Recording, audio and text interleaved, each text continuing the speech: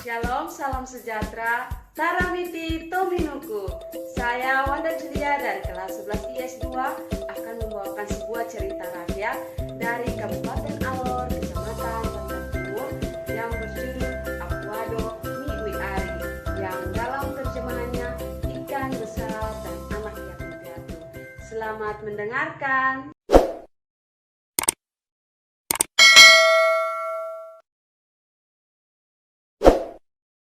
Pada zaman dahulu, di sebuah sungai dekat kampung Jirtak, hiduplah seekor ikan yang sangat besar.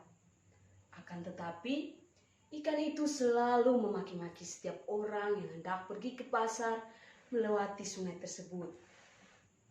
Hingga pada suatu ketika, orang-orang di perkampungan itu mulai bersekongkol untuk segera membunuh ikan besar itu. Mereka lalu pergi dengan membawa busur dan anak panah.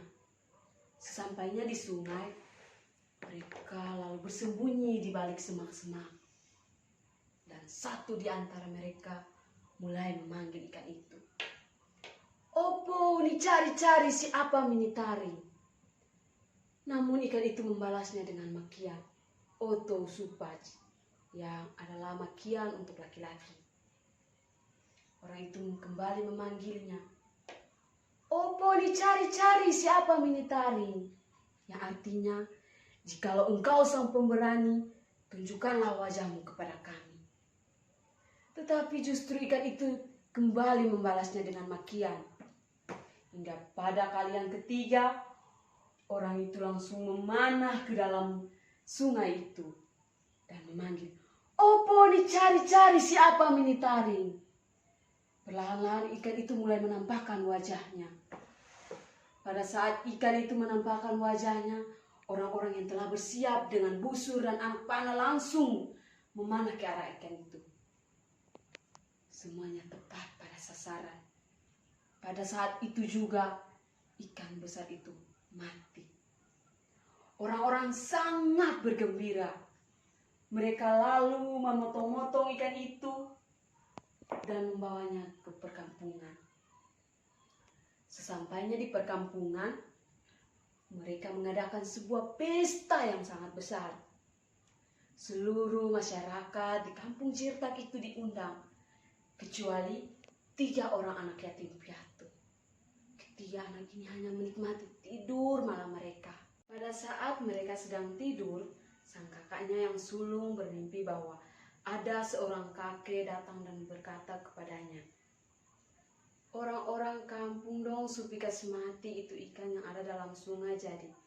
Tidak lama nah, kampung-kampung tenggelam. Tapi kamu 3 aman. Kamu 3 tidak ikut makan itu ikan jadi. Tapi kamu jangan lupa kok, bawa batu tungku dari dalam dapur tuh, kau buang di dalam air. Kalau dia bunyi besar, nah itu air tidak dalam, jadi kamu ikut sudah kau naik di atas bukit. Kamu juga jangan lupa kok, kalau sudah di atas bukit nah, jangan kok kamu lihat di belakang lagi." Lalu sang kakak sangat terkejut. Dan pada keesokan harinya, sang kakak ingin menceritakan apa yang telah ia mimpikan semalam. Pada saat sang kakak ingin bercerita, datanglah seorang kakek dan mengatakan hal yang sama seperti yang ada dalam mimpi sang kakak. Sang kakak lagi-lagi terkejut. Lalu sang kakek itu pergi menghilang. Pada saat orang-orang sedang berpesta, datanglah seorang kakek dengan membawa arak-arak yang banyak, lalu menawarkan kepada mereka. Mereka langsung meminum arak-arak itu sampai mabuk. Pada saat mereka semua sudah mabuk, sang kakek mengambil sebatang lidi, lalu menancapkannya ke tanah. Lalu sang kakek menyuruh mereka semua yang ada di situ untuk mencabut lidi tersebut. Tapi tidak ada seorang pun yang berhasil.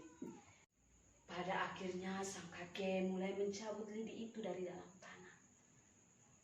Pada saat itu juga air mulai keluar. Banjir mulai terjadi di mana-mana. Dan lama-kelamaan kampung itu mulai tenggelam. Ketiga bersaudara ini langsung melakukan apa yang telah kakek katakan. Hingga mereka berhasil mendaki ke sebuah bukit. Pada saat mereka mendaki gunung itu, sang kakaknya yang sulung bersama adiknya yang bungsu sangat penasaran bagaimana dengan keadaan kampung mereka. Seketika itu pun mereka berbalik ke belakang. Maka terkutuklah mereka menjadi sebuah batu bergendong. Dan saudaranya yang satu terkutuk menjadi sebuah pohon kayu putih. Konon katanya peninggalan batu bergendong dan pohon kayu putih itu masih ada hingga sampai saat ini. Jika batu itu dipukul atau pohon itu ditebang, maka akan mengeluarkan darah. Sekian cerita dari saya. Marilah kita sama-sama belajar bahwa kita memiliki Tuhan yang begitu luar biasa yang mengasihi kita tanpa batas. Oleh karena itu, kita sebagai ciptaannya